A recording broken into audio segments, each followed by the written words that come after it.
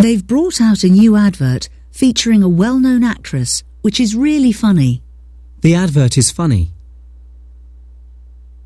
It's inevitable that celebrities who, after all, seek media attention will get negative as well as positive publicity. All celebrities try to get media attention. Children are allowed to spend too much time playing computer games, which affects their social development. The amount of time children spend playing computer games affects their social development. I think that footballers who earn huge salaries should give more money to charity. The most highly paid footballers should give more money to charity. Aggressive TV advertising that targets young children should be banned. Advertisers shouldn't be allowed to aim aggressive advertising at children. Cosmetic companies, who are very aware of their brand image, choose the models they use very carefully. All cosmetics companies are very concerned about the image of their brand. Have you ever noticed how the adverts that appear between your favourite programmes seem to be aimed directly at you? It's no accident. Advertisers pay a premium for advertising slots between programmes which are aimed at their target market. They carefully analyse the type of people who might watch a specific programme, which then tells them whether it will make a good advertising opportunity. If you're selling home insurance, you want people who own their own homes to see your ads, so you won't advertise in the middle of a music show that has an audience of teenagers. Soap operas, which have a largely female audience, are punctuated by ads aimed at women, whereas at half-time in a big football match, you'll notice adverts that appeal to young men.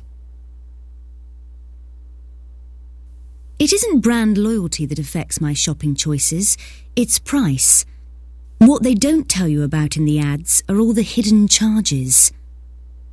The thing I like about shopping online is that you don't have to battle through the crowds. What concerns me is how much pressure young people are under to buy the right brands. The thing that annoys me is when companies bombard you with junk emails. What I don't understand is how people can spend that much money on a pair of shoes. She quickly glanced at the clock. It was 7:30 a.m. He caught sight of a poster advertising a concert. She spotted a familiar face in the crowd. The two men stared at each other for a few minutes. She could just make out a tiny figure in the distance. Several people saw the accident and gave statements to the police. Alice was already eyeing up the cakes. We've seen average price rises of around 10%. We carried out some market research to see what customers want. It's difficult to build brand loyalty in a new market.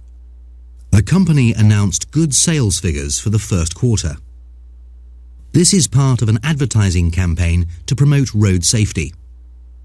There's a lot of consumer choice in the mobile phone market.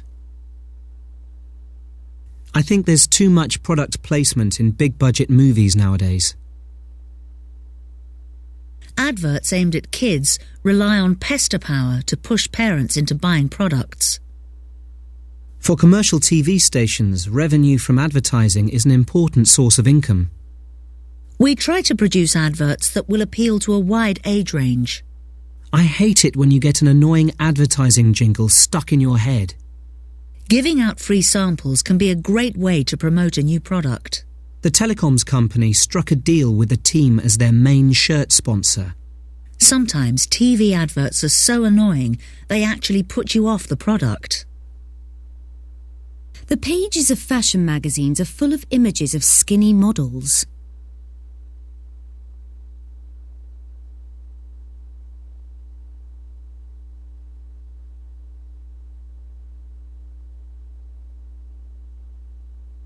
Some newspapers are just full of stories about the private lives of celebrities.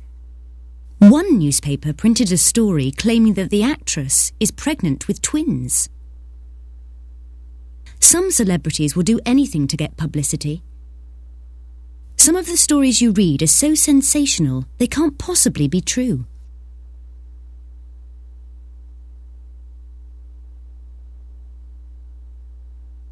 think we need a young image for this product. You know, bright colours, fun adverts with funky music. Sorry, but I don't see that as our main target market, really. I think we're aiming more at professional women.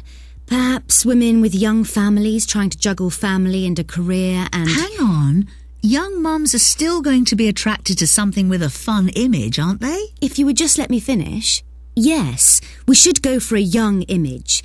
But the point I was trying to make was, we want something quite sophisticated and stylish, not too bright and kitsch. If I could just come in here, I think we've potentially got quite a wide customer base for this product.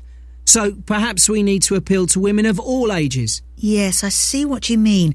The problem is, we don't want something that ends up too bland and boring.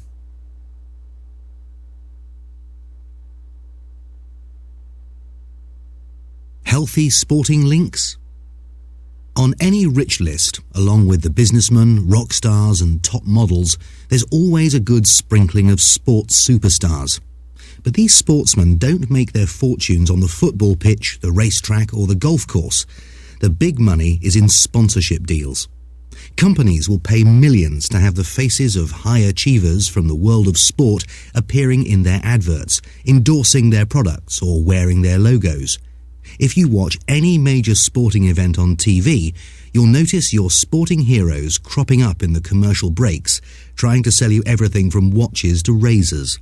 Not surprising, really, with such a large slice of these companies' target markets guaranteed to be glued to the screen. And it's not just individuals who are targeted in this battle for brand image. Along with TV revenues, it's sponsorship deals which provide much of the finance behind many sports teams and sporting events. But are these close links between sport and big brands always appropriate? In recent years, with bans on tobacco advertising being introduced in many countries, we've seen significant changes at many sporting events. Take Formula One, where cars painted to resemble well-known cigarette packets have been replaced by the colours of mobile phone companies and banks. What will be next? Is it really appropriate to link our sporting role models, who are supposed to embody healthy lifestyles, discipline and hard work, with alcohol or unhealthy foods? With obesity a growing health issue throughout the world, is it right to have the Olympics sponsored by the makers of sweet, fizzy drinks or chocolate bars? Sports stars earn most of their income in prize money. Sports stars often wear sponsors' logos on their clothes. Sports teams and sports events are often sponsored by companies. Sports stars mainly appear in adverts for sports equipment. Cigarette companies are the main sponsors of Formula One teams. Young people often want to copy their sporting heroes. Close links. A connection. A large slice of. A significant proportion of. Glued to. Watching intently. A good sprinkling of. Quite a few. Crop up. Appear. Make their fortunes. Earn a lot of money.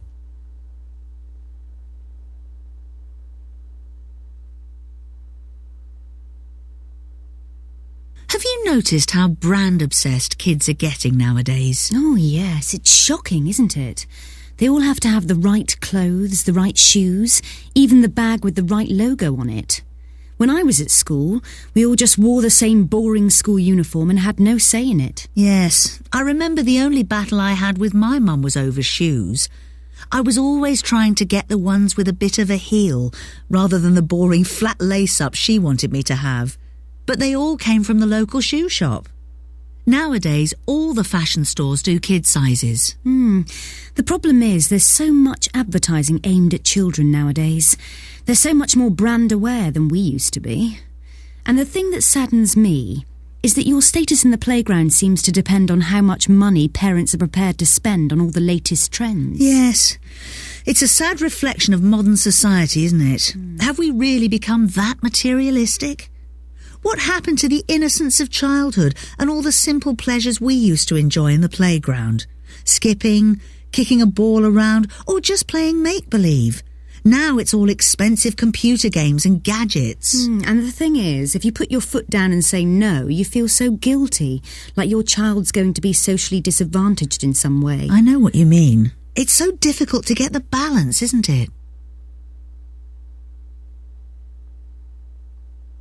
What do the women say about their own school uniforms? They didn't have any choice about what they wore. Why did the woman argue with her mother about shoes? She wanted the slightly more fashionable style of shoes.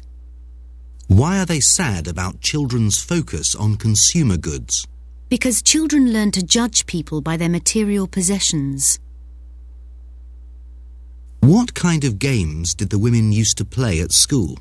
Games which involved only cheap, simple toys. Why does one of the mothers sometimes feel guilty? Because her child will be less popular at school if she refuses to buy everything they want. An advertising agency. Our sales team. Big price rises. Excellent sales figures. The market leader. A strong brand identity. Negative publicity. Consumer confidence. Thanks for sorting the tickets out, Ben. I've never been to a live football match before. Oh, no problem. Thanks for sorting the tickets out, Ben. I've never been to a live football match before. Oh. Thanks for sorting the tickets out, Ben. I've never been to a live... Thanks for sorting the tickets out, Ben. Thanks for sorting the tickets out, Ben. I've never been to a live football match before. Oh, no problem. I'm sure you're going to really enjoy it. There's nothing like being part of a football crowd. The atmosphere is absolutely amazing. Is there ever any trouble? No, not nowadays. I was a bit apprehensive the first time I went, but it's fine. There's lots of families, and everyone's just having a good time. Sounds great. Yeah, I love live sports. Rugby matches are fun, and I love going to watch the tennis in the summer. I think the only thing that didn't really live up to the hype was Formula One. Really? I would have thought that would have been quite spectacular to watch live, you know, with all the noise and the speed. Well, yeah, you'd think so. But I went to the British Grand Prix a couple of years ago, and it was a huge letdown.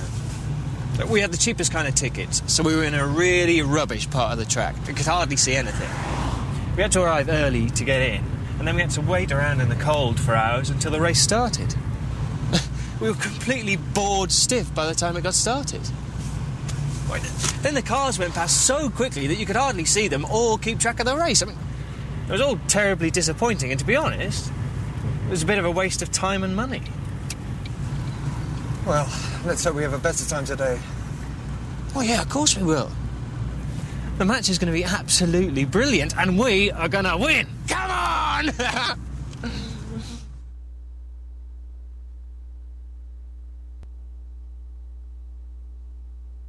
We get quite a few young people who come and work for us during the harvest. They think that grape picking will be like a holiday, just sitting around in the sun for a couple of weeks. They soon find out otherwise.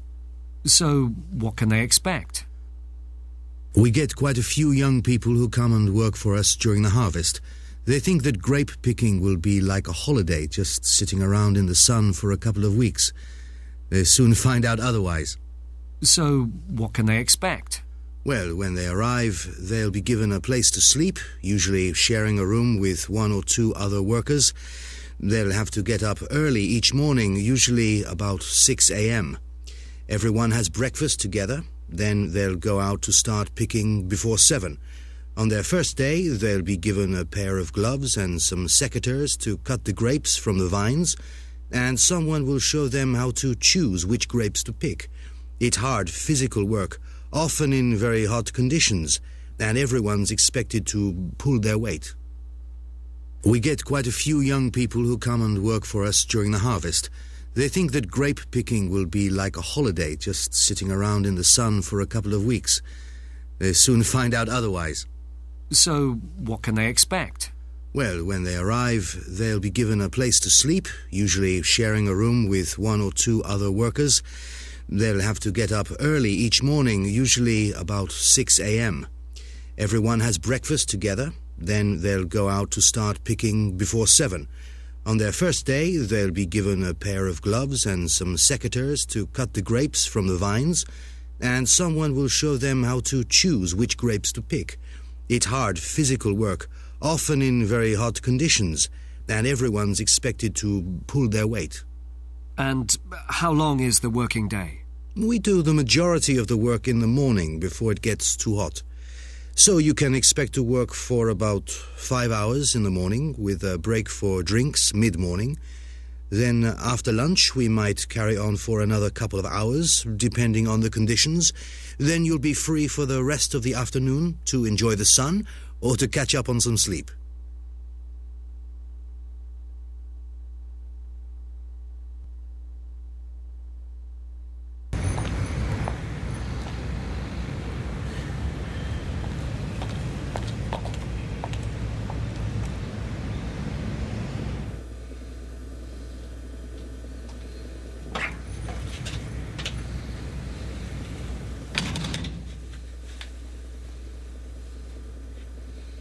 Come in, Emma.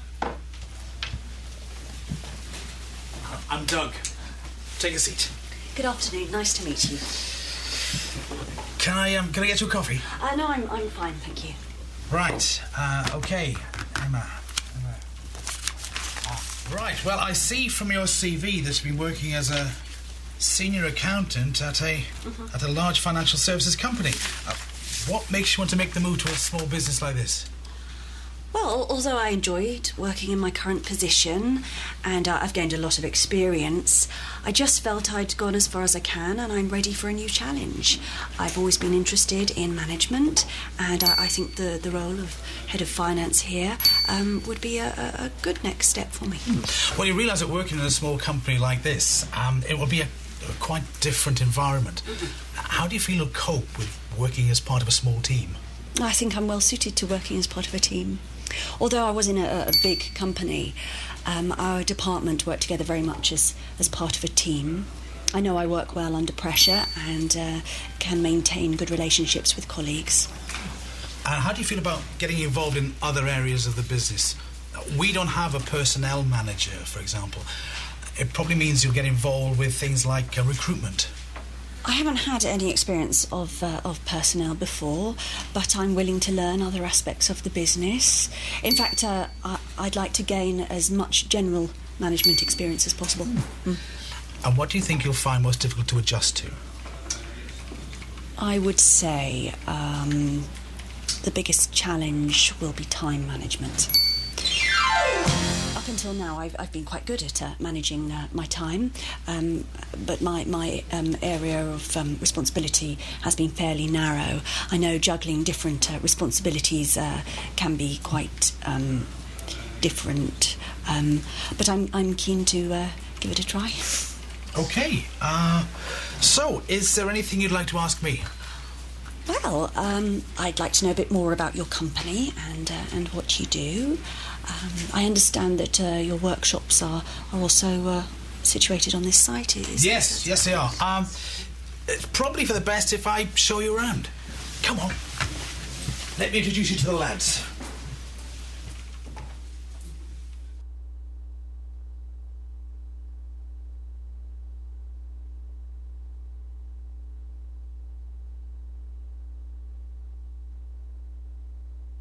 How are you getting home tomorrow? I'm taking the train to Edinburgh, then I'm flying to London. What time's your train? It leaves Aberdeen at 8:30 in the morning, so I'll probably get a taxi from here at about 8. I'll give you a lift to the station if you want. I'll be going past there on my way to work anyway. Thanks, that's very kind of you. If I pass the exam, I'll take the advanced course next year. You won't get a certificate unless you attend 80% of the classes. Once I'm fully qualified as a nurse, I'm going to work abroad. I'm going to learn to drive as soon as I reach 17. As soon as my exams are over, I'm going to head straight for the beach. I'm sure that in a few years' time, lectures will be downloadable as podcasts. Did you know that once you're on the university system, you'll have access to all kinds of online resources? I know that the moment the lecture's over, all the students will check their mobiles for messages. Just to remind everyone that this time next week I'll give out your final assignment task.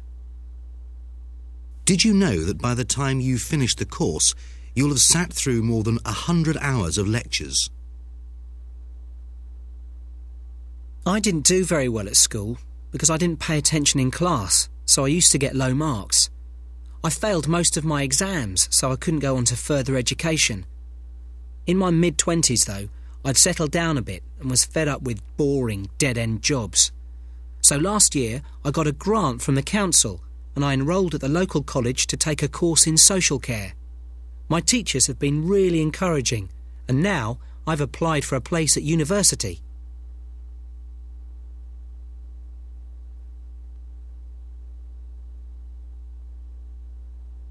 The number of overseas students at UK universities has increased rapidly in recent years, and according to forecasts, the number of overseas students coming to the UK is expected to triple. A large percentage of those students are likely to come from China, one of the fastest growing groups. There are bound to be some problems integrating all these foreign students, and there are likely to be big changes in academic culture to accommodate the new international student base. We are bound to see a more international focus in many subject areas, for example. However, it's highly unlikely that we'll see lectures at UK universities delivered in Mandarin or Cantonese anytime soon. Danny has always wanted to be a professional footballer, and now he wants to leave school to train full-time. We've told him how important it is to have some qualifications behind him in case he doesn't make it in the highly competitive environment of professional sport. He's played for a local team, though, and he's got a taste for the excitement of playing in front of a crowd. But now he's 16, so I guess it's up to him. We'll just have to let him get it out of his system. We can only hope he comes to his senses before it's too late for him to get an education. When the cable car suddenly stopped, I was scared stiff. I hate heights. When I first saw Ayers Rock, it really took my breath away. I'd been waiting at the airport for more than 6 hours, and I was at the end of my tether. When they said the flight was cancelled, I just burst into tears. From his message, it sounded like he was at death's door. She hasn't heard anything from him for 2 weeks, and she's going out of her mind. Mum was over the moon when I decided to fly home for Christmas. Tuesday, Bangkok baby blues. Well, I'm here in Bangkok, but I haven't seen much yet. The flight over was a complete nightmare. The seats were really cramped, and I had this baby right behind me that cried the whole way here, so I didn't sleep a wink. When I arrived at the airport, I was on my last legs, so I got a bus straight to this hostel out of the guidebook. The hostel's okay, but it's full of really loud Australians. Still, I think I'd sleep anywhere at the moment. Wednesday, Big Buddha. Bangkok's out of this world. I went out exploring today and saw loads of amazing stuff. I was going to visit the Grand Palace, but they wouldn't let me in because I was wearing sandals. What's that all about? So I went to see this huge gold statue of a reclining Buddha instead. It was mind-blowing, absolutely enormous. I'll post some photos when I figure out how to do it. Just off to find some food. There are all these little street stalls selling really weird food. I think I'll stick to noodles for now. Sunday, heading off the beaten track. Sorry for the silence, it's been a mad few days. I met a couple of great lads from London who I've been hanging out with. We went to this really cool bar last night where they were showing live English football. How weird is that? Anyway, we're heading out of Bangkok tomorrow and getting a train up north to Chiang Mai. Apparently, there's some really awesome countryside up there, but it's right in the middle of nowhere, so I might not be able to post any more news for a while. How did Elliot feel when he first arrived in Bangkok? Extremely tired. How did he find a place to stay? From a guidebook. Why didn't he go into the Grand Palace? He was dressed inappropriately. Who does he meet in Bangkok? some other English backpackers. Why might this be his last post for a while? He's going to be in an area without internet access. Mind-blowing. Very impressive. Figure out. Understand how to. On my last legs. Very tired. Hang out with. Spend time with. A complete nightmare. Very unpleasant. Enormous. Very large. The middle of nowhere. A remote place. Really weird. Strange and unusual.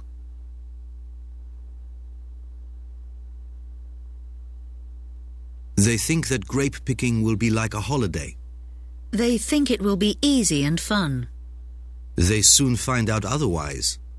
They quickly realize grape picking is hard work. It's hard physical work. The work involves using your body and is very tiring. Everyone's expected to pull their weight. Everyone must do an equal share of the work. You'll be free to catch up on some sleep. Workers are often tired at the end of the day because of the early start. They think that grape picking will be like a holiday. When they arrive, they'll be given a place to sleep. They'll have to get up early each morning. Then they'll go out to start picking before 7. Someone will show them how to choose which grapes to pick. After lunch, we might carry on for another couple of hours. Then you'll be free for the rest of the afternoon. AIDS, UNICEF, PIN, NATO, CV, BSc, FAQ, MBA.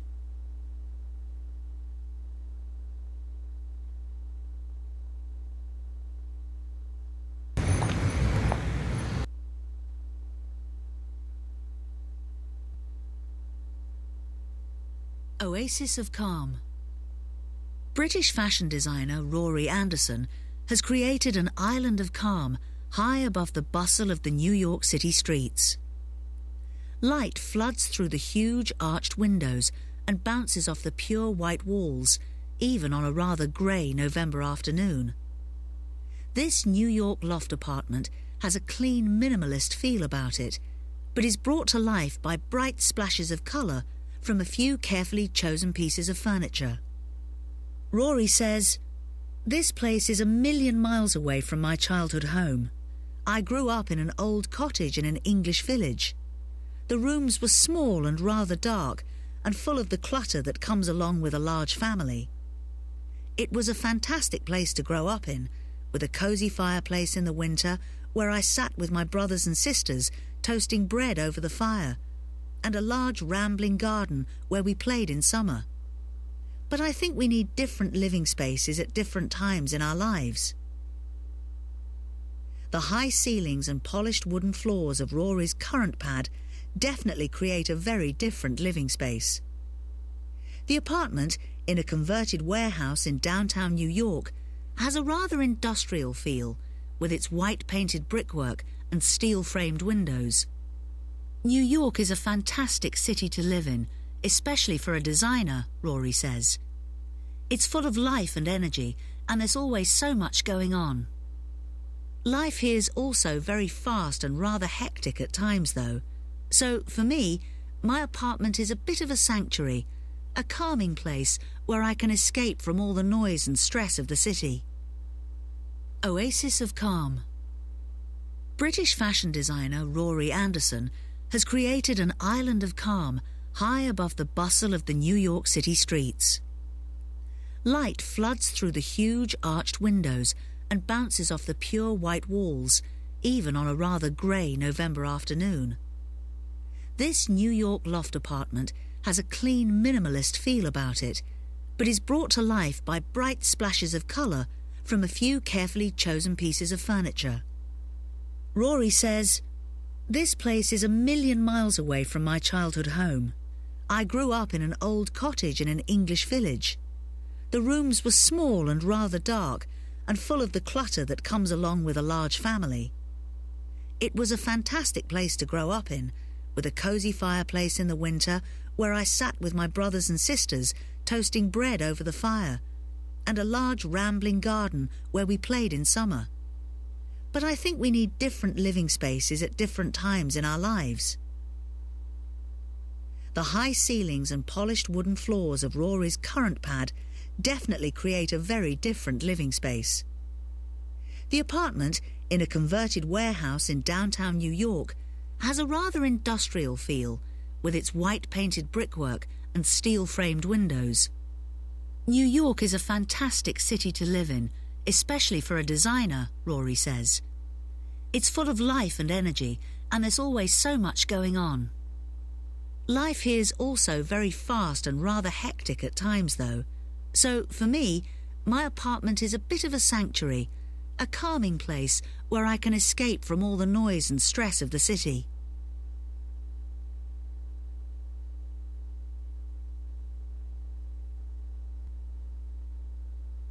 I think my favourite room was in a holiday home we rented a couple of years ago. We've got young children, so self-catering is an easy option. That doesn't have to mean you skimp on style, though. There are some fantastically stylish places out there to rent. This particular house was set in beautiful gardens, great for the kids to play in. The best thing about it, though, from my point of view, was the kitchen. I love cooking, but I work quite long hours and I usually get home too late in the evening to start preparing a meal, so it's my wife who does most of the cooking day to day. When we're on holiday, though, I love nothing more than spending time in the kitchen while my wife relaxes and plays with the kids. This particular kitchen was fantastic because it had spectacular views out onto the garden. All the workspaces faced floor-to-ceiling windows, so you almost felt like you were cooking outdoors. It was also ultra-modern and very well equipped. I stocked up on fresh ingredients from the local market and spent long, lazy afternoons chopping veg and preparing meals, which we then ate together as a family out on the terrace in the evening sun. A perfect, relaxing holiday.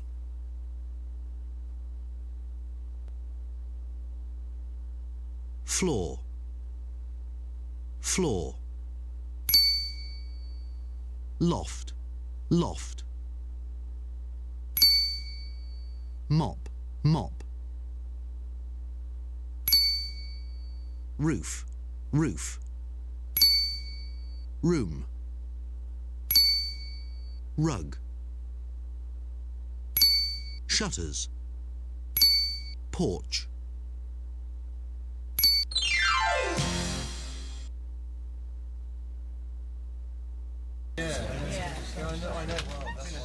Ruth! Hey, great to see you. I'm really pleased you could come. Oh, thanks for inviting me. Oh, it's been ages, hasn't it? You haven't changed a bit. Or have you? What have you been up to? I want to hear all your news. Come in. Come and say hello to Dylan. Dylan, you remember my friend Ruth, don't you? Oh, yes, of course I do. How are you doing? Long time no see. Yeah, I'm great, thanks. Oh, it's so nice to see you both. Yeah. Got so much to catch up on. Yeah, are you still seeing?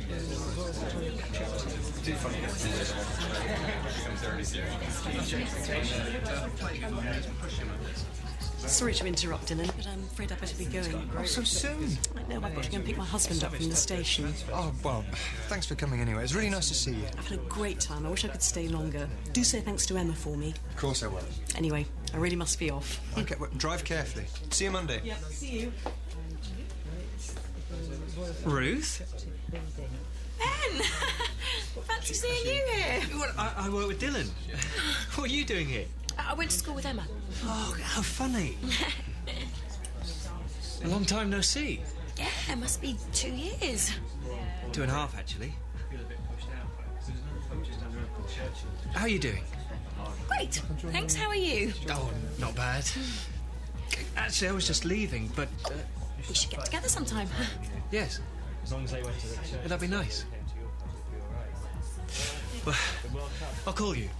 Same number. Okay, I really must go now. Keep in touch. I will.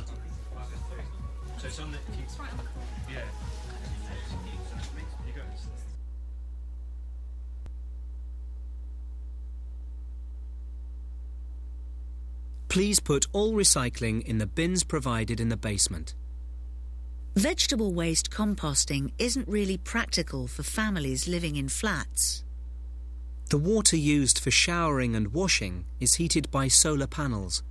These houses, built of sustainable materials, have a very low carbon footprint.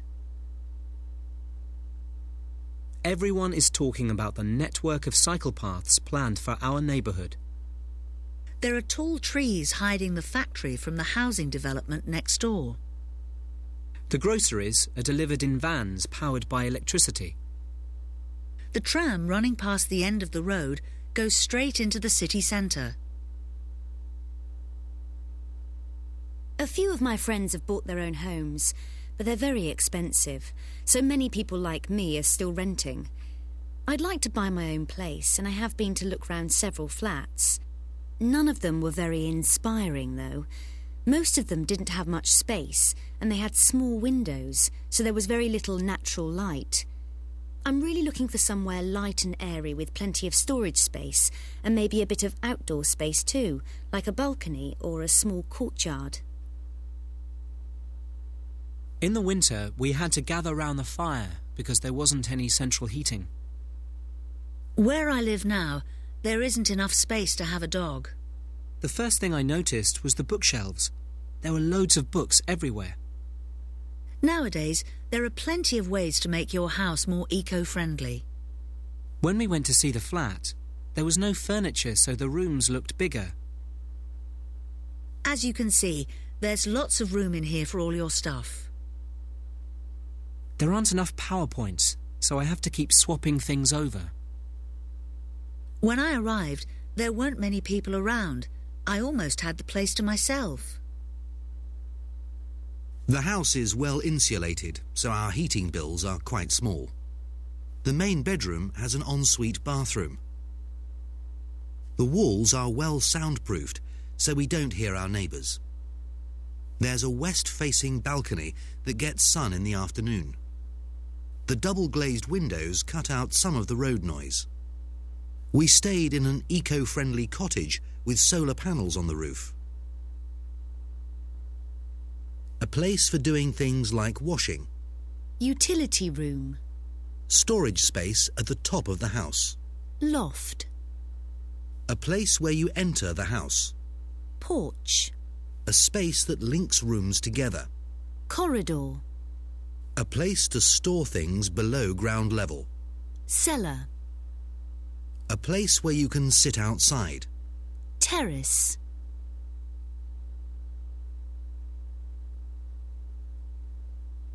Click on the odd word out. Blind. Curtains. Sink. Shutters. Brush. Knocker. Letterbox. Latch.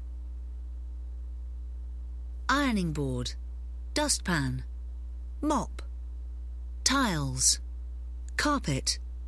Rug. Bell. Parquet. Coat hook. Sill. Window. Double glazing. Fireplace. Doormat. Mantelpiece. Shelf. The next morning, he woke up early and lay in bed for a while before he got up. He went downstairs and put the kettle on for a cup of tea. He popped out to the porch to get the morning newspaper. Then he made some toast and sat by the window reading the newspaper while he had his breakfast.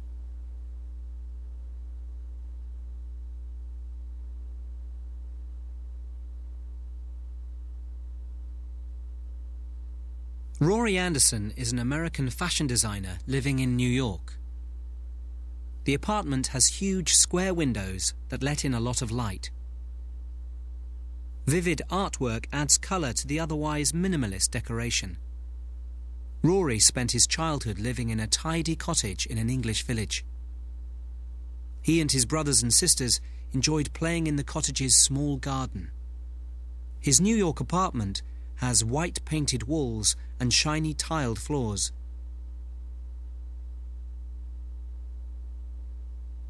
What type of holiday home did the family stay in? A stylish modern house. I think my favourite room was in a holiday home we rented a couple of years ago. We've got young children, so self-catering is an easy option. That doesn't have to mean you skimp on style, though. There are some fantastically stylish places out. Why doesn't the man usually cook? Because it isn't practical when he's working. Why did he like this particular kitchen? It overlooked the beautiful garden. How did the man spend his afternoons on holiday? Preparing the evening meal. Where did the family eat their meals during their holiday? Outdoors.